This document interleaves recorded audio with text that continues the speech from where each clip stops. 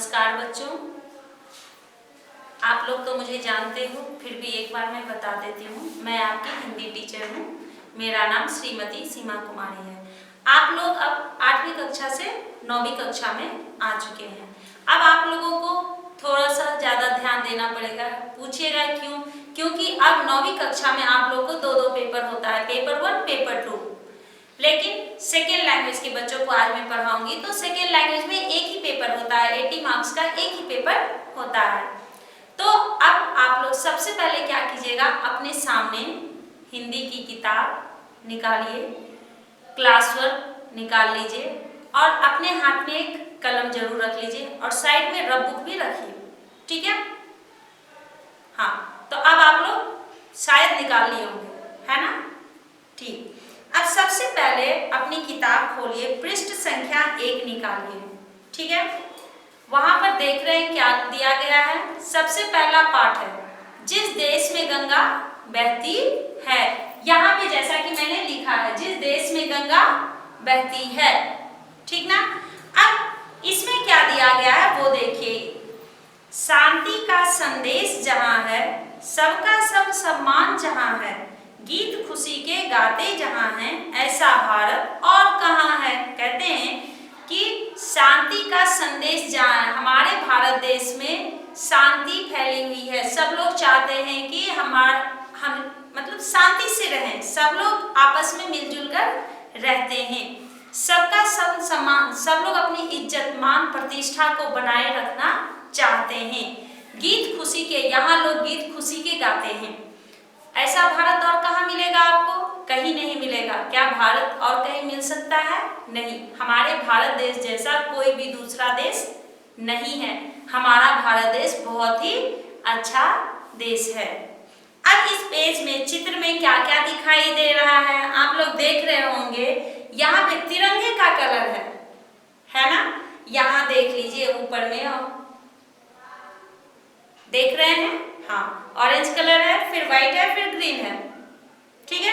अब इसमें देखिए कि ये क्या दर्शा रहा है। ऑरेंज कलर में जो है, यानी कि यहाँ पर आपको सूर्योदय, सूर्य जब उदय होता है तो पूरा आसमान जो है लाल दिखने लगता है। जिस समय सूर्योदय होता है वो लाल लाल रहता है, इसलिए पूरा आसमान हमें लाल दिखाई देता है। उसके बाद आप देखिए यहाँ पे क्या है, एक पक्षी उड़ रहा है। फिर नीचे देखिए हरा भरा क्या है, पेड़ पौधा, बहुत सारे पौधे हैं यहाँ पर जो कि हरियाली ला रही है।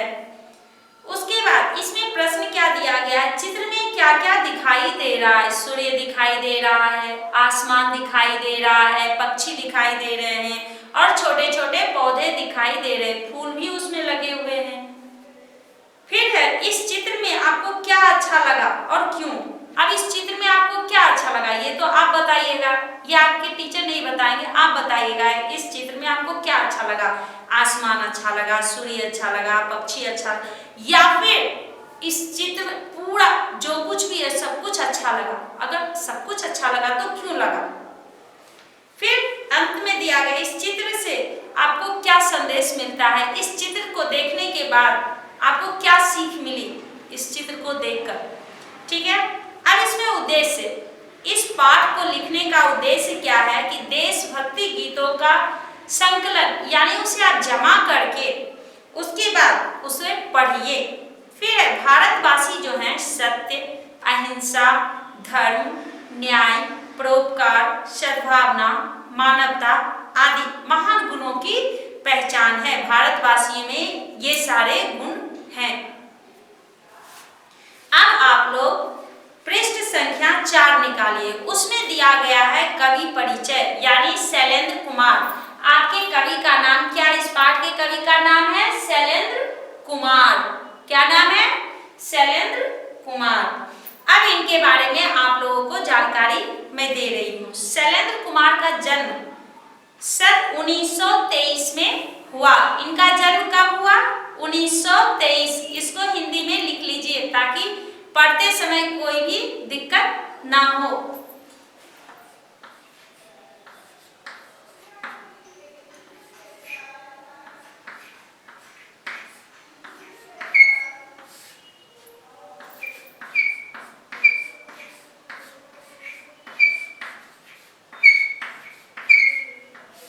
1923। इनका असली नाम क्या था? शंकरीदास केसरीलाल था। इनका असली नाम क्या था? शंकरीदास केसरीलाल। फिर से बोलिए, शंकरीदास केसरीलाल। ये हिंदी सिनेमा जगत के प्रमुख गीतकार हैं। ये हिंदी सिनेमा जगत के बहुत ही महत्वपूर्ण गीतकार थे। इन्हें गीत लिखना बहुत ही पसंद था, इसके लिए इन्हें बहुत सारे पुरस्कार भी मिले। ये कविता भी लिखते थे, थोड़ा बहुत कहानी भी लिख लेते थे और गीत भी लिखते थे, जो कि फिल्मों में लोग इस्तेमाल करते थे और उसे सराहा जाता था, क्योंकि उनके गीत के बोल बहुत ही अच्छे होते थे। इन्होंने कई प्रसिद्ध फिल्मी गीतों की रचना की, बहुत सारे प्रसिद्ध फिल्मी गीतों की भी रचना की। अब देखिए, इन्हें यहूदी एक फिल्म का नाम है, अनाड़ी भी फिल्म का नाम है, और ब्रह्मचारी ये सभी फिल्मों में इन्होंने गीत लिखा था। यही इन्हीं का लिखा हुआ गीत उस फिल्म में गाए गए हैं। इन्हें इस गीत को लिखने के लिए 3 बार, एक बार नहीं 3 बार फिल्म फेयर पुरस्कार से सम्मानित किया गया। किस पुरस्कार से? फिल्म फेयर पुरस्कार। इसको अभी आप लोग लिख लीजिएगा, यहूदी।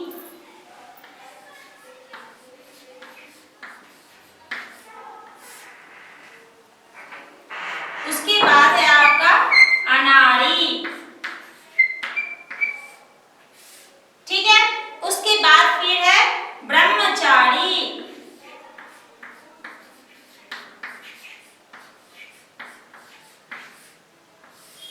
ठीक ना।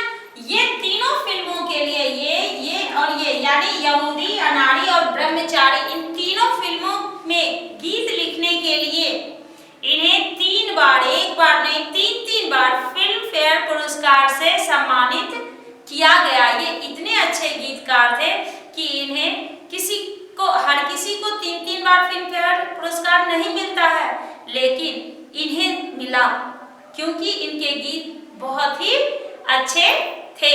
तो अभी आप लोग एक बार फिल्म फेयर पुरस्कार, ठीक है, इसको इंग्लिश में फिल्म फेयर अवार्ड बोलते हैं, तो उसे आप लोग ठीक से पढ़िएगा और लिखिएगा, फिल्म फेयर पुरस्कार, ठीक है। इनका देहांत सन 1966 में हुआ। इनकी मृत्यु कब हुई? देहांत यानी मृत्यु।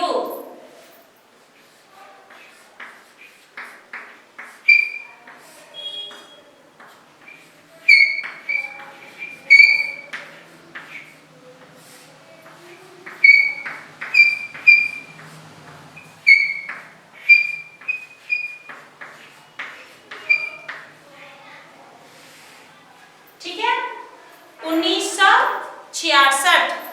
अब आप लोगों को समझ में आ गया होगा कवि का नाम क्या है? शैलेंद्र कुमार। इनका पूरा नाम क्या था? असली नाम क्या था? शंकरीदास केसरीलाल। और ये हिंदी सिनेमा जगत के बहुत ही प्रमुख गीतकार थे।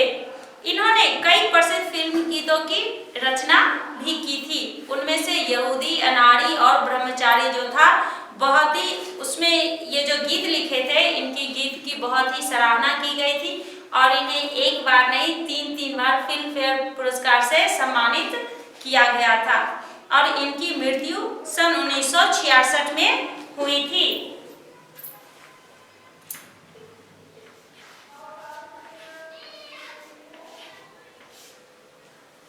देहांत को मृत्यु भी बोलते हैं, उसे एक और नाम बोलते हैं निधन। ध्यान रखिएगा क्योंकि आप लोगों को यह समझ में नहीं आता है कि देहांत किसको बोलते हैं। अगर एक बार बता देते हैं मृत्यु, तो मृत्यु याद रहता है, देहांत भूल जाते हैं, निधन भूल जाते हैं। तो एक ही शब्द के 3 अलग अलग अर्थ हैं, तो वो ध्यान रखिएगा। इस पाठ के जरिए आप लोगों को यह बताने की कोशिश की जा रही है कि हम भारतवासी, शैलेंद्र कुमार जी ने इस कविता के जरिए, ये कविता नहीं है, ये इनका लिखा हुआ गीत ही है, लेकिन आप लोगों को कविता की तरह ये लिख करके बताए और उसे समझाने की कोशिश कर रहे हैं कि इस गीत को किस तरह से गाया जाता